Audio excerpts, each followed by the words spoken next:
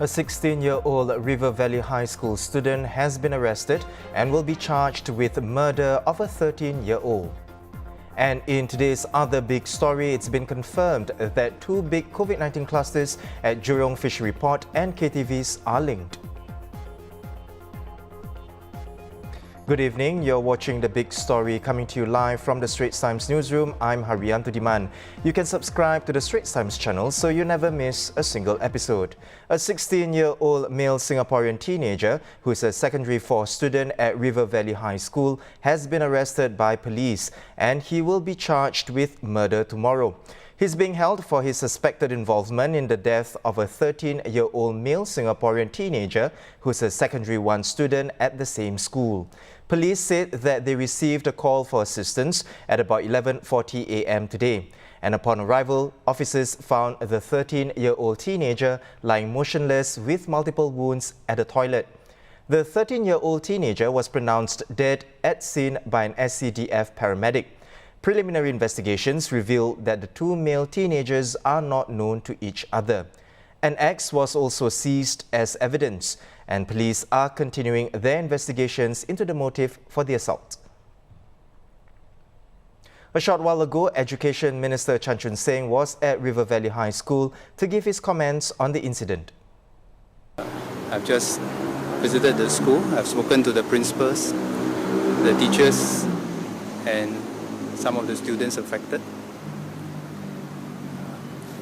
I think all of us are very shocked and saddened by what has happened this morning. At this point in time, we are doing all we can to extend our help and assistance to all the students and staff affected by the incident. The school is also in close communications with the parents to provide them with the information that they might require to give them the sense of assurance. We are also working closely with the SPF, police, to investigate the matter and to render help to the families involved. At this point in time, we would like to reach out to all our students and families that if they need any assistance in any way, do reach out to us. The schools, the counsellors, all stand ready to provide any form of assistance necessary to help our students and staff through this difficult moment. At this point in time, I also like to appeal to the public to not speculate on the reasons and to give the families affected some time and also to respect their privacy. Multimedia journalist Fazana Friday joins us from outside River Valley High School. Hi Friday, you've been at the school since the news broke earlier in the afternoon. Friday, what have you seen?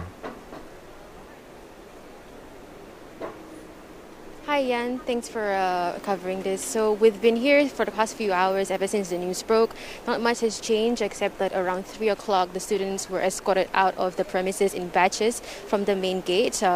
Most of them looking somber and not willing to speak to anyone. There were some anxious parents waiting to pick up their children as well, and streams of those have been coming in to pick it up. We've spoken to some parents as well, and most of them mentioned that they first heard the news either from the Straits Times or from their children themselves, and they were really anxious about picking up their children. Other than that, we've seen some patrol cars enter the premises, as well as what could have been allegedly the superintendent as well. But other than that, there hasn't been much development of the case besides Minister Chan Chun Seng entering about an hour ago. And Friday, I understand that you spoke to some parents as well. What have they told you? So one of the parents that we spoke to about was waiting around 5:30 p.m. She was waiting to pick up her child. She mentioned that the child was still inside the premises. So she said that some students are still in the school. Not all of them has been released, and she was anxiously waiting without knowing much. She mentioned that her child does not know what's happening as much, except that they've heard rumors of a slashing incident, and I believe maybe her child was involved or knows of some of the students involved. But other than that, most of them are still waiting to hear some updates. Well, thank you so much, Friday, for the update. That was multimedia journalist Fazana Friday reporting live from River Valley High School.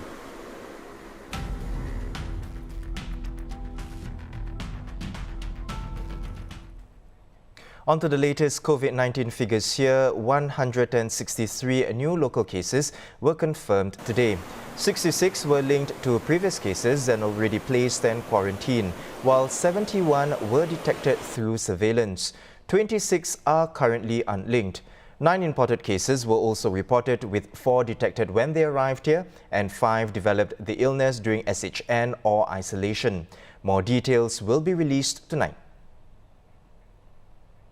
Now, let's take a look at the 2 growing clusters of concern as cases continue to be detected. The Health Ministry said last night that it's closely monitoring the situation and taking action to quickly contain and manage the cases. For the Jurong Fishery Port cluster, it now stands at 169 cases after 106 new cases were added to it today. MOH will announce later tonight if the latest infections were detected at new locations. As for the KTV cluster, it has grown to 192 after 19 new cases were added to it. Again, we'll find out tonight if more KTV clubs are linked to the cluster. Meanwhile, Health Minister Ong Ye Kung said today that both the Jurong Fishery Port and KTV clusters are linked, revealing in a Facebook post that genetically the cases differ from the Delta variant that infected Tan Tock Seng Hospital and Changi Airport, but are closer to what Singapore has detected in imported cases from Indonesia. Studies are ongoing and more conclusive results will be announced in due course. Mr. Ong also shared that the KTV cluster is settling down after over 5,000 staff, hostesses, patrons were tested. But he said the JFP cluster is rising worryingly because it is seeding cases in various markets and the communities around them.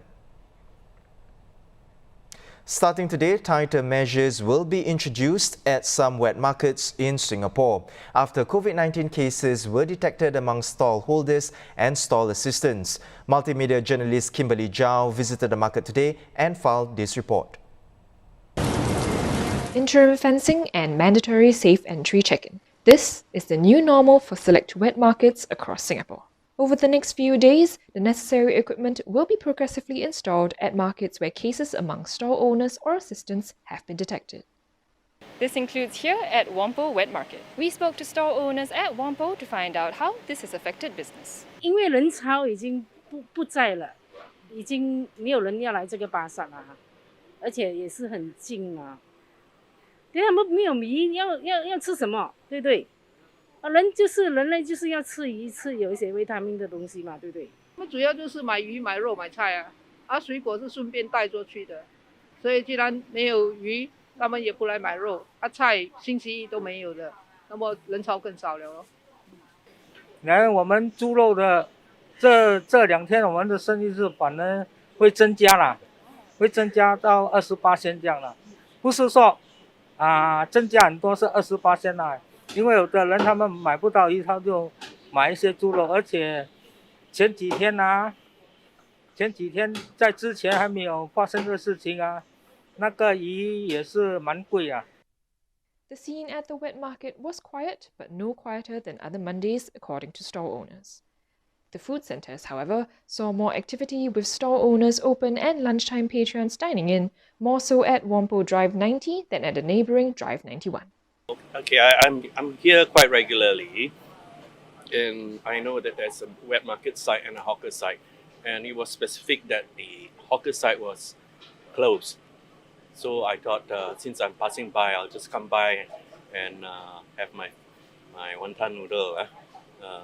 And I guess rightly that it was open, because I'm not too sure whether some of the other areas, both the hawker and the wet market site, are both closed, because you get updates about which are open and which are closed, but specifically whether it's the hawker site or the hawker center site, nobody is aware. Yeah, sure we'll scared. Yes, sure we'll scared because of the now is the pandemic time. So everybody must safety. That's the thing. Thought of I just quickly get my lunch and then I'll go. I just do my usual safe distancing and the things that I usually do to mask up and everything. So as long as I do that, I'm fine because moreover I'm vaccinated. It seems, in spite of the concerns of a growing cluster, life is trying to go on as normal on the ground. Kimberly Jiao for the Straits Times. Thank you, Kimberly. Now, new dining-in measures also kick in today with the cap on diners cut back to 2 people. But those fully vaccinated can still dine in groups of up to 5 at F&B establishments that can check patrons' vaccination status.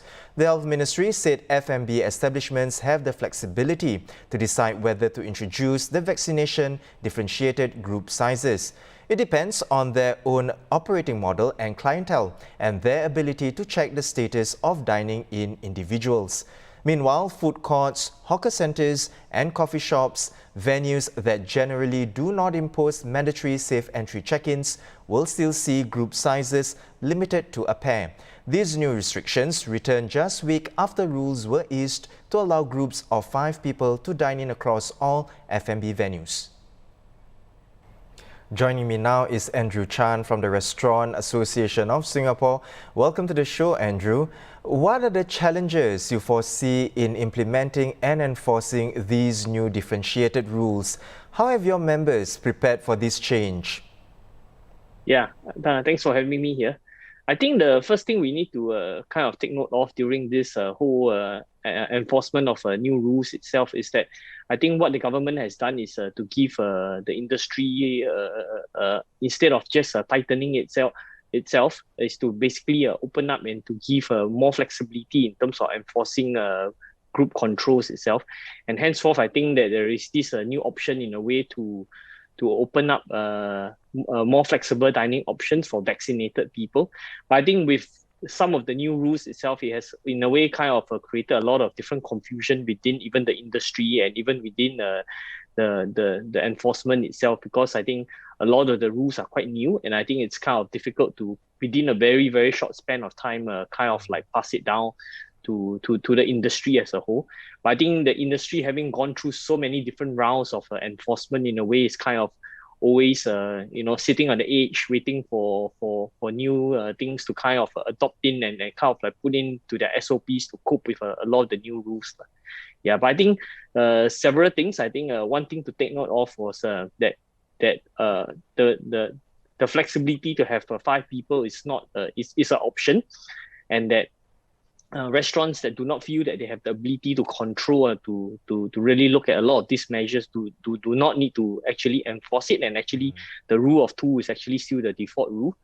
And then I think from the customer side, I think we really look for the customers to really really help out the industry as a whole as well, and to realize that this option in a way is not something that all restaurants can cope with. And we hope that customers can kind of help to understand that as a whole, and that for restaurants that do not offer this option, for them to really take note of it in a way. Yeah. Andrew, in just a week, dining-in restrictions have changed twice. First easing, then now tightening. But this is not the first time that your members have to readapt to new rules. How are they coping with the constant changes? Yeah, I think most of us are kind of like have gotten used to the fact that, while we have looked forward to a lot of from tightening, from just purely doing deliveries and takeaway, and I think we're all happy that we kind of like opened up towards 2 packs again. And I think it's unfortunate that now actually we kind of have to move back towards the 2 packs. But I think everybody is taking it in their strides, and that I think for the good of as we move towards a fully vaccinated country, hopefully, that I think these are just the little setbacks that we need to take. And I think that most of us have kind of like, taken our strides and coping with it. Yeah. Well, thank you so much, Andrew, for setting aside time to come onto the show. I've been speaking with Andrew Chan from the Restaurant Association of Singapore. Those are our top stories for today. Visit straitstimes.com for more news and videos. And remember to subscribe to our YouTube channel by hitting the red button below. I'm Haryanto Diman, and here's wishing all our Muslim friends Selamat Hari Raya Aidil Adha.